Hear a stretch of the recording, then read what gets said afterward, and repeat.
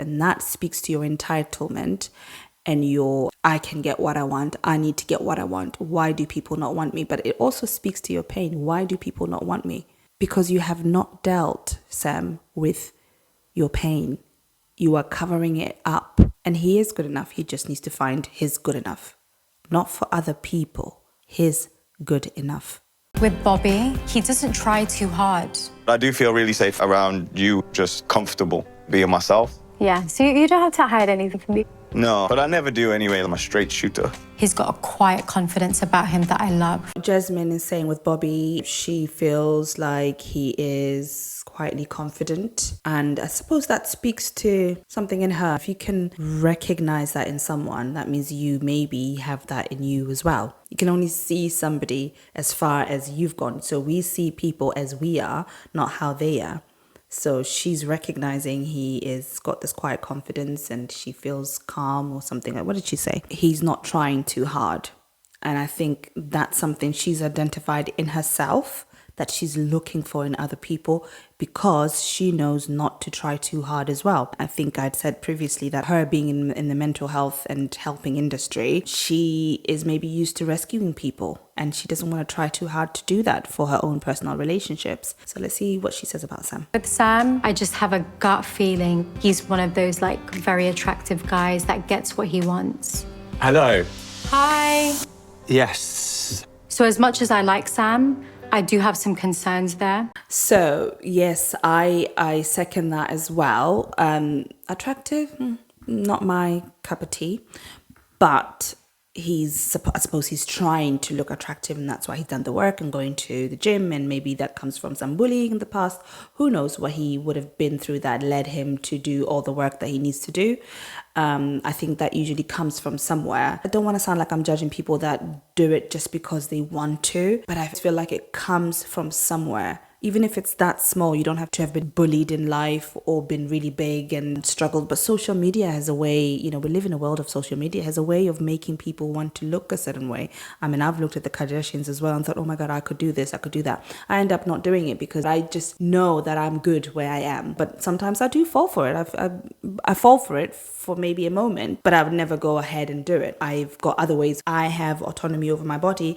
I can make myself look as good as I want to look by believing that I look good and trusting and loving myself in the way that I am. If the world says the beauty standard is that you have to have a pointy nose and big lips and I don't have that, or buccal fat removal like that. If the world says that, the world can go to hell. I'm good, right? But every now and then I look at it, I'm like, that might be nice. I could do that. I could look nice, right? I look nice. Don't I look nice? So I could remove my buccal fat, but that's not going to be me anymore. I love me. I love who I am. And it's a journey that you have to keep reminding yourself of and working on. Some people more than others. Some people have to really work hard because they've gone through difficult experiences in the way they look and how they feel about themselves. Some people not so much, so the work is not as difficult to remain with that self-worth and self-love. So maybe she's picking up on that. Sam is somebody who seems to want to get his way. I don't know how he was raised. Maybe he was raised in a family where to get your way, you have to overperform and be more than what you are. Maybe he's seen his parents doing that, or somebody in his family, or maybe where he went to school. Who knows? Maybe when you think about a narcissist, how the narcissist is made by a mum or a parent or a caretaker or environment that gave you everything that you wanted. That's creating a child, a human who thinks that they're omnipotent and they can get whatever they want. And so how they learn in life, when the world pushes back and say, no, you're not going to get that, they then learn to find a way to get that anyway. They create an armor around themselves, like, I'm good enough, even though they don't believe me, because my parents, my family told me I was. So I'm now going to create this, instead of going deeper and saying, well, hang on a minute, maybe my parents gave me way too much when I didn't deserve it, but he feels that he deserves anything, so he's going to just put it on himself, like on, not in, right? He's not going to go in, he's going to go on and put that on and create this mental idea of himself, this fantasy that he's great. Or it could be that you're raised with nothing and you had to take care of your family and do everything for them. And so when you grow up, you then feel that for me to get love, I have to fight for it so much, right? And the people that get whatever they want doesn't mean they're not neglected in some ways. They are just being given stuff maybe to be shut down as well. So that then creates abandonment, securely attached. They have fear of being abandoned, right? They want the love. They were not given it in a healthy way. Their needs were overlooked. They were just given whatever they need. And they never could connect with who they really are and why they needed those things that they were being given easily. Or the other way, where they are not given stuff, then they manipulate because maybe mom was manipulating the family to get what she wants, or dad was. And they had to learn to adapt to that world, that for me to get my needs, I have to pretend, or I have to be a certain way, or I have to really make myself small. I have to cry. Hello, lovers of love and light. Welcome back to my channel. If you're new, my name is Mamie. I'm a counselor, a coach, and a Reiki practitioner. Please consider subscribing so I can keep bringing these sorts of videos to you. Please remember to take care of yourself. These kinds of shows can be triggering. If you have a way of taking care of yourself, please do that. If you need professional help, please seek that. Let's continue watching Love is Blind. I feel like you're going to give me the love, like the affection that I need as a person. And I think that other person doesn't know quite what I need. You would just be quite a big rock in my life. Mm-hmm. That's kind of like what I need. I wonder what it is that Sam connected with in her that makes him feel that. I mean, I'm trying to give this man the benefit of the doubt, right? And I'm also trying to think clinically what could be happening for him. Is he sensing her warmth more than Nicole is showing? Her being a helper, maybe there's something about her voice, maybe there's something about the way she says things and the questions that she asks that he feels, I'm being listened to. What in his past would have said, this is where you need to be, this is the place, this is somebody maybe I can sort of manipulate with my charms. From what I'm seeing, I don't think that Sam is fully developed in knowing what he even wants. He says, you can give me what I want, but what is it that you want, Sam? What does that look like? What does that speak to for you? I mean, I think I'm repeating myself. I've been saying this about Sam from the beginning of time. What did my notes say? Let's see. Something about defensiveness, but we'll see. Yeah, so I'm just wondering, I need to hear more from Sam. You know, my only apprehension with you, I don't know why I kind of have this like gut feeling. You're telling me what I want to hear. Your answers are great, but I'm like, is he just telling me what I want to hear? The way she's responding to what he said is actually really good because she's not falling for it. She's actually calling it out. I'm hearing you saying all these good things. What I said previously was that Sam is speaking from a very shallow level in the sense that he's saying things that anyone could say. You know me better. How? Deeper. More. Tell me more. He's not saying you can give me what I want. How? Where? Based on what? Right? So she's not tapping into that and going, oh yeah, like Nicole would. Now let's hear his response. This is just getting ridiculous. Should I just give up? I'm meant to be with no one. What am I supposed to do? Just sit here and say, I'm this? I don't understand now. I'm getting a bit lost. This is just ridiculous. Sam, why are you getting mad? The woman is telling you what she's picking up on. This is a chance for you to reassure her and say, maybe I have not been very clear. What I'm meaning is this. My connection with you comes from this, and I'm seeing this in you. Then you can connect at a more dense level. But instead, you're getting defensive, and that speaks to your entitlement and I can get what I want. I need to get what I want. Why do people not want me? But it also speaks to your pain. Why do people not want me? Because you have not dealt, Sam, with your pain.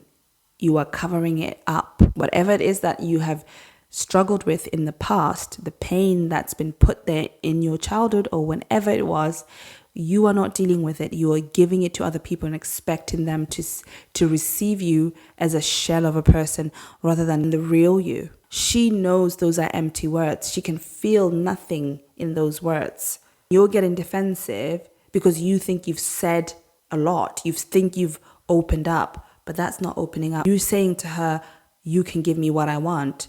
better than the other person is not opening up and is not giving her anything to hold on to. You need to figure out why you're getting defensive. I don't know because I don't know you, but I think your defensiveness has become your personality because you're not dealing with the pain, the struggle that is going on inside of you. I don't even think that you're aware of it. And if you are, you're pretending and you're avoiding it anyway. You know it's there. You have thoughts and you have feelings and you have maybe even dark thoughts that tell you you're not worthy. But you are, Sam. You are worthy. You need to find your worth. You're not going to find it in other people. They're not going to give it to you on a silver platter. Go see someone. Go speak to a therapist. Go join a men's group or something. I'm sorry, just saying. Everything I'm telling you is real. And if you're willing to go on that journey with me, then I think you would be happy. I really do believe that. Again, saying nothing. If you're willing to go on that journey with me, I think you'll be happy. What does that mean? I don't know. Maybe I'm being too hard on him. But yeah, he needs work. I'm sorry. If he was sitting next to me and I was in a therapy session with him, I would speak to him on in depth about this.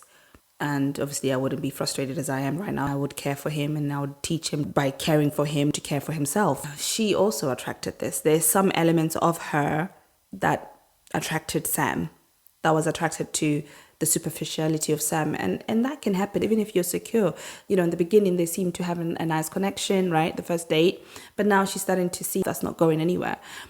But she may have fell for the fantasy that he was selling, but maybe from a place of security, thinking, I recognize that that's health, that's secure, he knows what he wants, and he's saying all these things. But eventually, because they're not robust enough, they're not the things that he's saying are not, he's not breaking them down and developing them enough to create substance.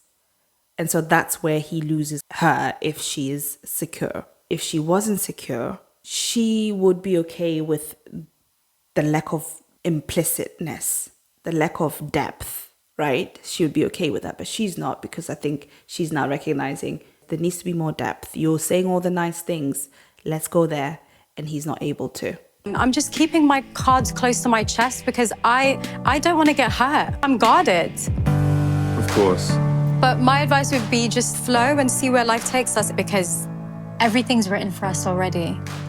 I like that. Smart girl, keeping your cards closer to your chest. That's a sign of health. I hope it's a sign of health and it's not a sign of preoccupation. But around Sam, definitely a sign of health because you're able to sniff that out. And you're being gentle as well. You're not saying, you're not my guy, there's something wrong with you. You're being kind. And I think that speaks to her mental health work because she knows that she can probably tell that this person is unaware of how he's coming across and how his defenses have taken the lead in his personality. So she's saying, well, I don't want to be hurt and I'm keeping my cards to my chest. I don't think she's saying that to actually means that for in this situation. I think she's just trying to be gentle and compassionate to him and let him down easy, I suppose. Yeah, and her saying that everything's written for us is brilliant. It's a brilliant way of shutting that down. He doesn't know where to go with that because he knows that's true. He knows that's true. He knows that he's not going any deeper. But he also doesn't, in the sense that he does. He does, because he could have seen this in my own personal relationships where when you know you are not at that level, it's hard for you to say, I am not at that level, because you don't know what that level is. If you're on the journey of doing the work, right, your self-work, you know what level you're on. You're interacting with somebody who's at a level that's a little bit elsewhere. You can recognize, I am not there yet. You have an awareness that I can't do that, and you feel it in yourself, and you're able to articulate that. He can't even say, I know that I struggle with opening up because of this. But then that would kind of take it to the realms of therapy for him. He should not be here. He should not be here. If he was doing the work to some degree and not just the physical work, this would be the moment to say, I cannot go there. I don't know how to go there. Or I'm afraid to go there, but I want to go there with you. And then he can start opening up not trauma dumping, but opening up, right? But I don't think this is a place for him to do that. So the ego is definitely going to keep, it's going to prevail. That defensive personality he's going to have to protect himself, because nobody wants to be told that you are not good enough, And he is good enough. He just needs to find his good enough, not for other people, his good enough, where he is, so that he can attract the people in the same sort of good enough space. Yeah, I feel sorry for him. I'm actually watching him looking down, and it's painful, it's hard for, when people are looking for love and they just have struggles and pain that they themselves don't understand. It's really hard. Anyway, let's move on. I think that Sam is a great guy, but I have doubts in a sense that he's only answering the questions to make me happy. Bye, Sam. Bye, Jad. I don't want a surface level conversation. It's giving me immature vibes. Even the way she said, bye, Sam, she feels resolved in that conversation. She knows what she wants. In her confessional, she says that she's not looking for surface level conversation. She knows she let him down easy. I love that for her. I think that's really good. If you are going to let somebody down, don't be unkind. If you've been there and you've done the work, don't be rude, don't be mean, don't be unkind. Tap into your own self-compassion of that place that you've been in and speak from that level. Don't be unkind. And I'm sure you won't be, because you've done the work and you know how painful the work is. If it's been that painful for you. Okay, let's keep watching. Hard, it's so superficial, like everyone's constantly looking for the next best thing. There was a point in my life where I had like virtually no confidence in who I was as a person. I felt like I kind of lost my identity a little bit. I am not a trophy wife, I am like intelligent woman.